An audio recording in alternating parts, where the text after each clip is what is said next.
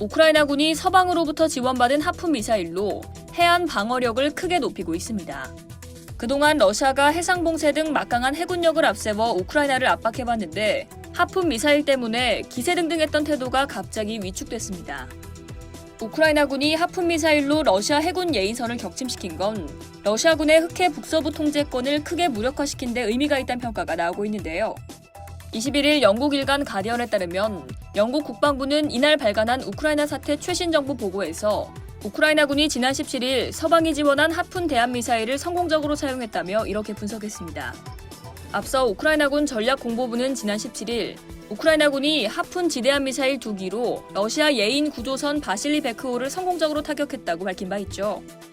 러시아군이 사용할 탄약과 무기 등을 싣고 흑해 전략요충지 뱀섬 인근으로 향하던 바실리 베크호는 하푼 미사일의 타격을 받고 침몰했는데요. 덴마크가 우크라이나에 제공한 지 보름여 만에 전장에서 사용한 첫 사례였습니다.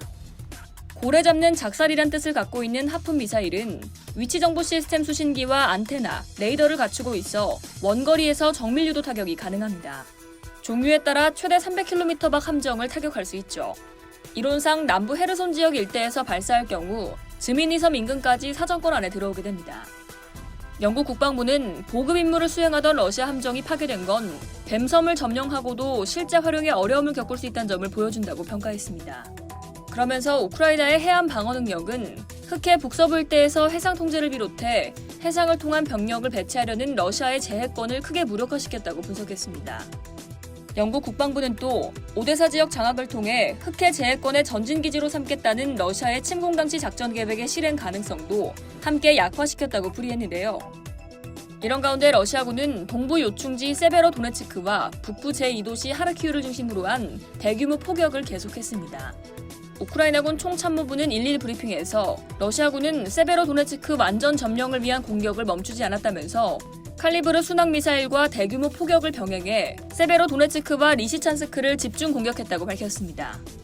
그러면서 러시아군은 하르키우 지역에서 기존 자신들의 점령지인 방어선을 지키는 데 주력하면서 아군의 공격을 예방하는 차원의 포격에 집중했다고 전했습니다. 이상 월드디펜스였습니다.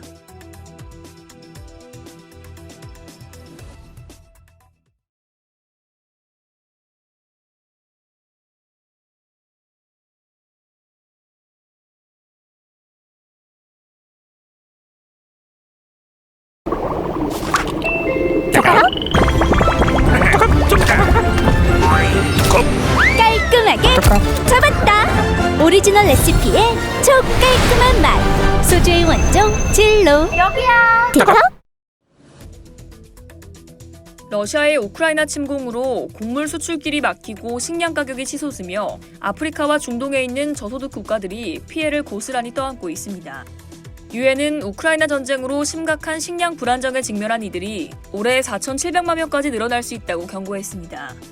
젤렌스키 우크라이나 대통령은 우크라이나 곡물 사일로에 2,200만 톤이 있고 이들을 제때 반출하지 못하면 상하게 될 수 있다고 경고했습니다. 이런 상황을 보다 못해 전 세계가 나섰습니다. 미국은 우크라이나 인접국에 임시 곡물 저장소를 설치한 뒤 이를 전 세계에 공급할 예정입니다. 조 바이든 미 대통령은 지난 14일 식량 가격을 낮추기 위해서라도 우크라이나에 묶인 2천만 톤 곡물을 시장에 내보내야 한다며 유럽 파트너국들과 긴밀히 협력하고 있다고 말했습니다. 이어 차량으로 곡물을 저장고로 옮긴 뒤 해상으로 빼내 전 세계에 공급하도록 할 것이라고 덧붙였습니다. EU 국가들은 모듈식 구조물, 비닐봉지 등과 같은 임시 저장시설을 제공할 것으로 알려졌습니다. 로이터에 따르면 마키안 드미트라세비치 우크라이나 농림부 차관은 EU 정부들은 우크라이나에 그러한 임시 저장시설 제공을 고려하고 있다고 말했습니다. 터키는 우크라이나의 곡물 수송을 위해 흑해 항구들의 기뢰를 제거하겠다고 나섰는데요. 다만 터키는 이 계획에 대해 러시아의 반응을 기다리고 있는 상태입니다. 우리나라의 포스코 인터내셔널 역시 지난 2월 문을 닫은 우크라이나 곡물터미널의 운영을 일부 재개했습니다. 지난 5일 상사업계에 따르면 포스코 인터내셔널은 지난달 우크라이나 곡물터미널에 보관한 밀 2,000톤을 긴급 출하했습니다. 포스코 인터내셔널의 우크라이나 곡물터미널은 올해 2월까지 약 250만 톤 곡물을 유럽, 북아프리카, 중동으로 수출한 바 있는데요. 현재 11만 5천 톤의 각종 곡물을 보관하고 있죠. 포스코 인터내셔널은 전쟁 장기화로 공급망 확보에 비상이 걸린 고객사 요청에 따라 포격의 위험에도 불구하고 일부 가동에 들어가는데요. 러시아의 침공으로 운영 중단을 결정한 지 3개월 만입니다. 포스코 인터내셔널은 선박 대신 육로로 곡물을 운송하는데요. 앞으로 직원 안전을 최우선으로 고려해 출하를 점차 확대할 계획입니다. 당사자인 러시아도 이 대열에서 빠지지 않았습니다. 자국군이 장악한 우크라이나 남동부 자포리자에서 곡물 수출을 시작했는데요. 다만 이들이 수출한 곡물은 우크라이나로부터 약탈한 겁니다. 유럽연합은 러시아가 우크라이나에서 강탈해 수출하는 곡물을 구입해서는 안 된다고 세계 각국에 촉구했습니다.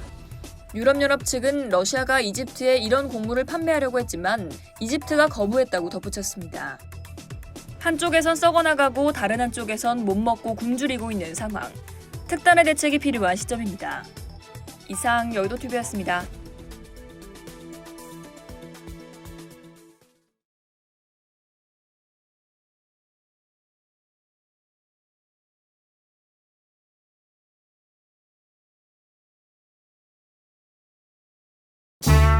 이거 그냥 담배랑은 좀 다른 거죠? 다르지. 다르겠어요. 이름부터가 담배인데. 과일 냄새가 나는데요? 딸기. 과일은 무슨 담배 냄새죠. 전자담배면 그냥 담배는 안 피시겠어요? 그렇지. 둘 다 피는 것 같던데. 마음만 먹으면 금방 끊으시겠어요. 아니, 밖에서는 그냥 담배, 안에서는 전자담배. 이거 어떻게 끊어요? 우리 선배 괜찮을까요? 괜찮은 담배는 없습니다. 나에게도 남에게도. 미안하다. 보건복지부. 자원개발 선진국 기업도 포기한 깊은 바닷속에서 대한민국 기업이 숨어있는 황금을 또 발견했습니다. 13년 동안 숱한 좌절을 딛고 일어선 뒤 잇따라 노다지를 찾아내는 쾌거를 거둔 것입니다. 포스코 인터내셔널은 작년 미얀마 가스전 사업에서 4,400억 원의 영업이익을 올린 데 힘입어 창사 이래 사상 최대 영업이익을 달성했습니다. 콧노래를 부르던 포스코 인터내셔널은 미얀마 가스전에서 새로운 가스층을 또 발견했습니다. 17일 포스코 인터는 미얀마 A3 광구해상 시추선에서 신규 발견한 마하 유망구조의 가스 산출 시험을 실시했다고 밝혔습니다. 가스 산출 시험은 탐사 시추 후 가스가 발견된 지층의 생산성을 확인하는 작업인데요. 산출 시험 결과 한계공에서 일일 약 3,800만 입방PT의 생산성을 확인했습니다. 마하 유망구조는 기존 미얀마 가스전인 슈에 가스전에서 남쪽으로 약 30km 거리에 위치하고 있어 기존 가스전 생산 설비와 연계 개발이 가능해 투자비 절감과 공사기간 단축 등 효율적 개발이 가능합니다. 또 가스가 발견된 마하 유망구조에서 남동쪽으로 24km 떨어진 얀 아웅민 유망구조에 대한 탐사 시추도 연이어 예정돼 있어 추가적인 가스 발견도 기대해볼 만합니다. 사실 미얀마 광구는 1970년대 프랑스, 일본, 미국 등 글로벌 자원개발 기업들도 탐사에 나섰지만 줄줄이 실패할 정도로 난도가 높은 곳이었습니다. 포스코인터의 탐사 시작은 미얀마 정부로부터 탐사권을 부여받은 지난 2000년으로 거슬러 올라갑니다. 사업 시작 3년 만인 2003년, 포스코인터는 1단계, 2단계 지하까지 파 들어가는 것엔 성공했지만 가스를 찾을 순 없었습니다. 가스전을 공동으로 운영하기로 했던 인도 기업들도 하나둘 포기를 선언하고 떠나면서 포스코인터는 단독으로 위험 부담을 떠안게 됐습니다. 그러나 포스코인터의 미얀마 현장 직원들은 사업을 포기할 수 없었습니다. 그들은 마지막으로 시추하기로 한 층의 가능성을 걸고 경영진을 설득했습니다. 오랜 연구 끝에 포스코인터는 기존의 수직 시추 방식이 아닌 옆으로 시추하는 방식을 새롭게 시도해 가스전 발견에 성공했습니다. 2004년 슈에 가스전 발견을 시작으로 2005년 슈에퓨 가스전, 2006년엔 A3 광구에서 미아 가스전까지 추가로 찾아냈습니다. 그리고 2013년, 무려 13년이라는 인내 끝에 가스전 첫 생산을 시작했고 현재까지 연간 2천억에서 3천억 원의 안정적인 수익을 내고 있습니다. 포스코인터는 미얀마의 슈에 미아 2개 해상 가스전에서 가스를 생산해 중국과 미얀마에 판매 중입니다.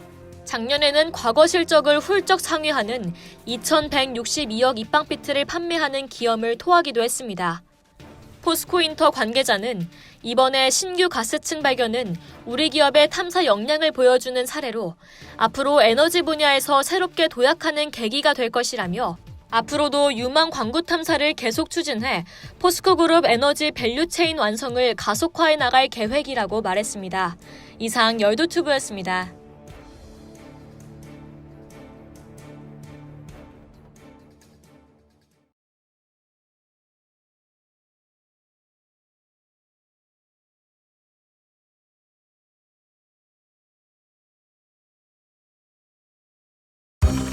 최대리도 놀고 네? 2차장도 놀고 김 부장님도 다들 놀고 있네.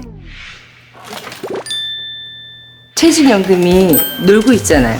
한참 일해야 할 퇴직연금. 한국투자증권 마이연금 앱으로 직접 투자하라.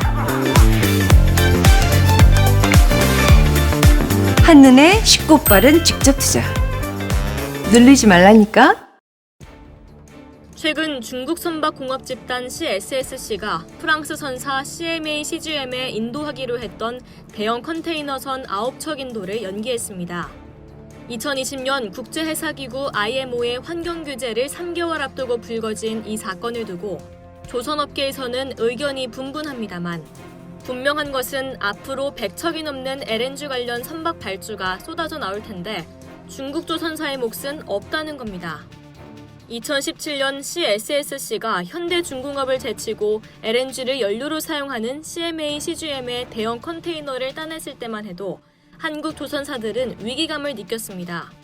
중국 정부가 CMA CGM에 전폭적인 금융 지원을 해주고 따간 수주지만 잘 만들어내기만 하면 중국이 LNG 추진선 같은 고부가가치 선박도 만들 수 있다는 트랙 레코드가 되기 때문입니다. 한국이 LNG선을 처음 만들 때 했던 방식 그대로죠. 트랙 레코드가 없으면 해외의 선사가 발주할 리 없기 때문입니다. 2020년 IMO 규제가 시행이 되면 해운사들은 선박을 이용할 때 스크러버, 저항유, LNG 추진 중 하나를 선택해야 합니다.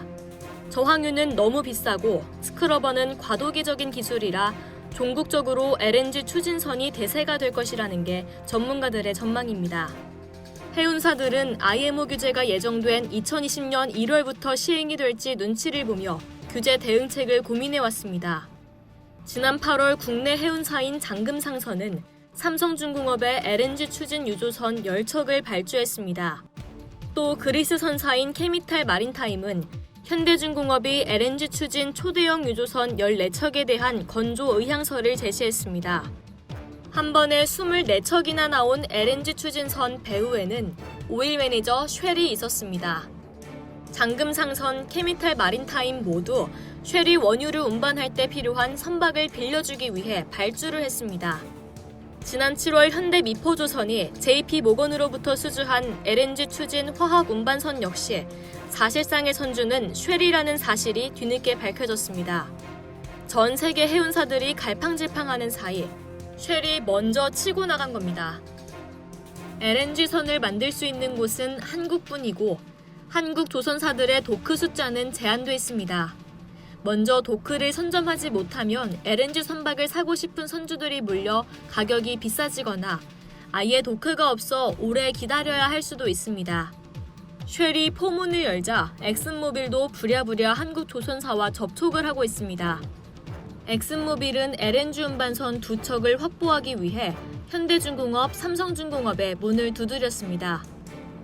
엑슨모빌은 2024년부터 모잠비크 가스전을 개발하는 로브마 프로젝트를 진행하고 있으며 2척 외에 8척이 추가로 필요하다는 전망이 나오고 있습니다. 또 다른 오일 매니저 토탈 역시 행여나 LNG선 주문을 못할세라 젠걸음을 하고 있는 것으로 알려졌습니다. 한국 조선사들이 LNG 추진선을 수주한다는 것은 LNG 운반선과는 또 다른 의미를 가집니다. LNG 운반선은 용도가 정해져 있는 선박이지만 LNG 추진선은 연료가 LNG일 뿐 모든 선박에 적용됩니다. 호주의 광산회사 HP 빌리터는 2,007만 톤의 철광석을 실어 나를 LNG 추진 벌크선을 선조하는 공개 입찰을 진행하고 있습니다.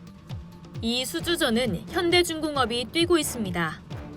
벌크선은 건조가 상대적으로 용이하기 때문에 가격 경쟁력을 앞세운 중국 조선사들이 싹쓸이하고 있는 선종입니다. 벌크선 자체를 만드는 것은 어렵지 않지만 LNG 추진선으로 만드는 것은 중국 조선사들이 해본 적 없는 작업입니다. 만약 BHP의 LNG 추진 벌크선을 수주하게 된다면 포기했던 벌크선을 다시 한국이 가져오는 쾌거로 기록될 전망입니다. 물론 최근 다소 발주가 지연되고 있지만 LNG 운반선은 여전히 한국 조선사들의 주요 일감입니다. 100척에 달하는 발주가 쏟아질 카타르 LNG 운반선은 올해 안에 40척이 발주될 예정이고 모잠비크 16척, 나이지리아 10척, 러시아 15척 등 올해 연말부터 내년까지 발주 대기 중인 프로젝트들이 산적합니다. 이런 가운데 중국 조선사 화카이중공업은 파산 절차에 들어갔습니다. 이미 순천선박, 중천중공, 중선중공 장비 등이 법정 관리를 진행하고 있고 중국 빅2 조선사인 중국선박공업 CSSC와 중국선박중공업 CSIC는 경영난에 허덕이다 합병을 추진하고 있습니다. 환경규제는 해운사들에게는 비용이 많이 드는 변화입니다. 선주들의 선택지가 매우 좁아지면서 한국 조선사들은 밀려오는 일감을 골라받는 행복한 비명을 질러야 할 날이 오고 있습니다. 이상 여의도투브였습니다.